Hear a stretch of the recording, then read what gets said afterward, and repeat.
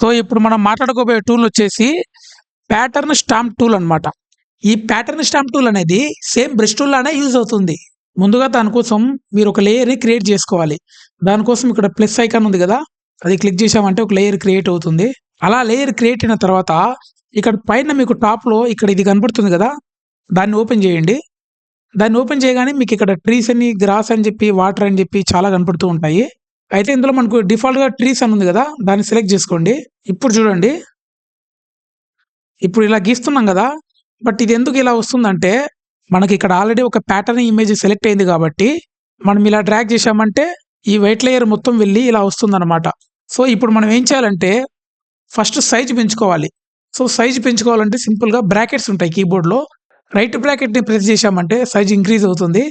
So మనకు కావాల్సినంత increase చేసుకొని ఇలా మౌస్తో క్లిక్ చేస్తూ అప్లై చేసామంటే మనం ప్యాటర్న్గా సెలెక్ట్ చేసుకున్న ఇమేజెస్ మనకు నచ్చిన ప్లేస్లో ఇలా స్టాంప్ చేసుకోవచ్చు అనమాట.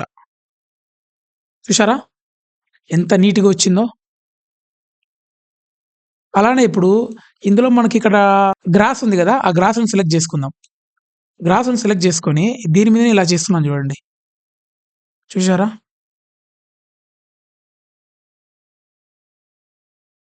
ఇలా మనకు చాలా నీట్గా కలిసిపోతుంది అనమాట. సో ఇప్పుడు దీన్ని సెలెక్ట్ చేసుకొని ఇక్కడ ఎల్లో కలర్ గ్రాస్ ఉంది కదా, దాన్ని సెలెక్ట్ చేసుకొని ఇప్పుడు చూడండి.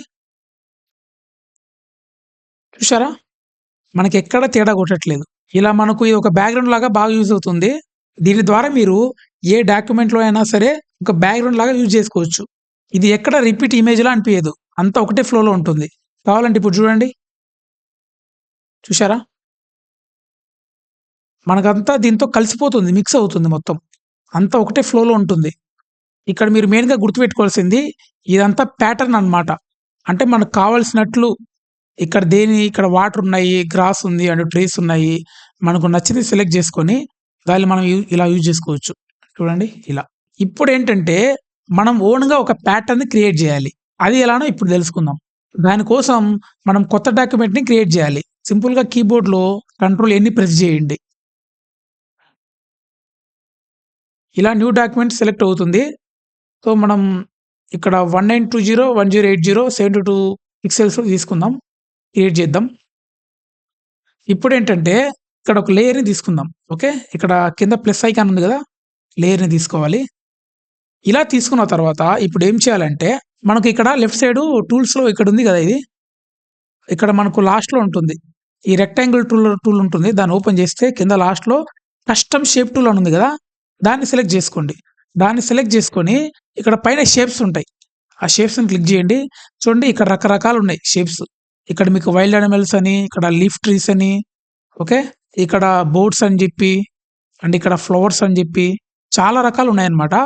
అందులో ఇప్పుడు నేను ఇక్కడ వైల్డ్ యానిమల్స్ ఉంది కదా, దాన్ని ఓపెన్ చేసి సో ఇక్కడ లైన్ ఉంది, లైన్ సెలెక్ట్ చేసుకున్నాను. లైన్ సెలెక్ట్ చేసుకొని ఇప్పుడు ఏం చేస్తానంటే చూడండి, ఇక్కడ నుంచి ఇలా డ్రాగ్ చేస్తాను. డ్రాగ్ చేసి వదిలేశాను. ఇది ఎలా వచ్చింది చూడండి, అంటే కరెక్ట్ రాలేదన్నమాట. సో ఇప్పుడు మనం స్ట్రైట్గా రావాలంటే ఏం చేయాలంటే Ctrl+Z నొక్కండి. మీరు షేప్ని సెలెక్ట్ చేసుకున్న తర్వాత షిఫ్ట్ పట్టుకొని ఇలా డ్రాగ్ చేయండి. సో షిఫ్ట్ ఏంటంటే కరెక్ట్ షేప్ వస్తుంది అనమాట. సో ఇలా. ఓకే, సో మనకు ఇక్కడ ఒక కలర్ ఉంది కదా, ఈ కలర్ని చేంజ్ చేసుకోవాలంటే ఇక్కడ మీకు రైట్ సైడ్లో ఫిల్ అని ఉంది కదా, దాన్ని ప్రెస్ చేసి మనకు నచ్చిన కలర్ని సెలెక్ట్ చేసుకోవచ్చు. చూడండి ఇక్కడ red, black, white, yellow, so ఇలా చాలా రకాలు ఉన్నాయి. నేనైతే ఈ కలర్ని సెలెక్ట్ చేసుకున్నాను. ఓకే, ఇప్పుడు ఏంటంటే రెడ్ సెలెక్ట్ చేసుకున్నాం. ఓకే, ఇలా సెలెక్ట్ చేసుకున్నాను కలర్ని. మనం దీన్ని కరెక్ట్ సెంటర్లో పెట్టాలనుకున్నాం. ఇది ఆల్రెడీ సెంటర్లో ఉంది, బట్ అయినా కూడా మనకు పర్ఫెక్ట్ సెంటర్లో కావాలనుకుంటే ఎగ్జాక్ట్లీ సో దీన్ని సెలెక్ట్ చేసుకోండి. సెలెక్ట్ చేసుకున్న తర్వాత ఇక్కడ పైన మీకు సెలెక్ట్లోకి వెళ్ళేసి ఆల్ ఉంది కదా, ఆల్ని ప్రెస్ చేయండి. ఇలా చేసిన తర్వాత మీకు ఇక్కడ ఈ ఆప్షన్స్ వస్తాయి, అలైన్మెంట్స్ ఆప్షన్స్ వస్తాయి.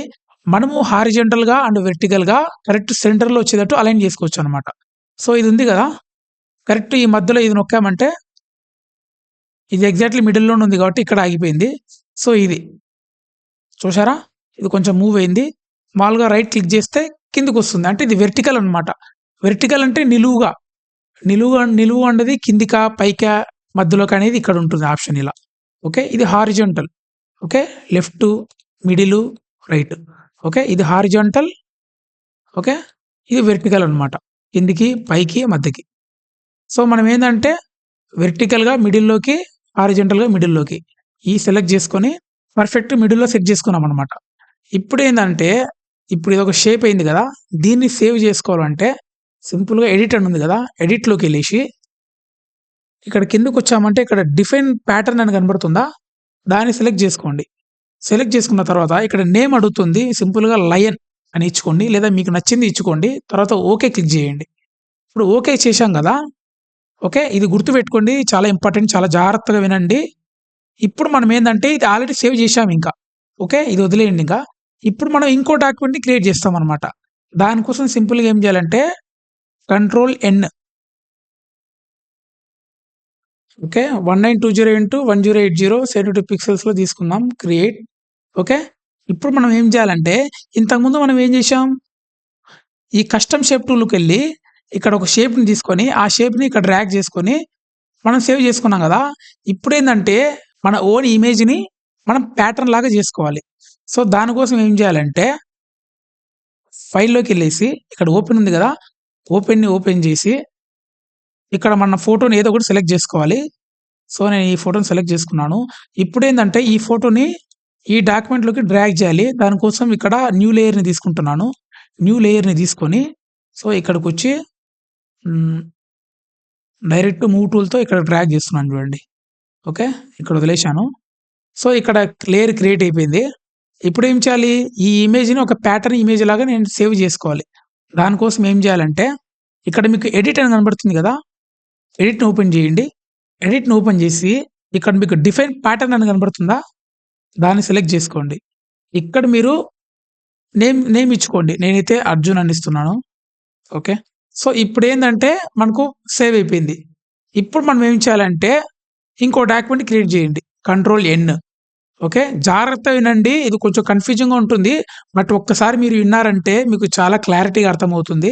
200 పిక్సెల్‌లో తీసుకున్నాను. క్రియేట్ చేశాను. ఇప్పుడేందంటే ఇక్కడ లేయర్ తీసుకుంటున్నాను ఒకటి. ఓకే. ఇప్పుడు నేనేం చేస్తానంటే ఇక్కడ ప్యాటర్న్ స్టాంప్ టూల్ ఉంది కదా! దాన్ని సెలెక్ట్ చేసుకున్నాను.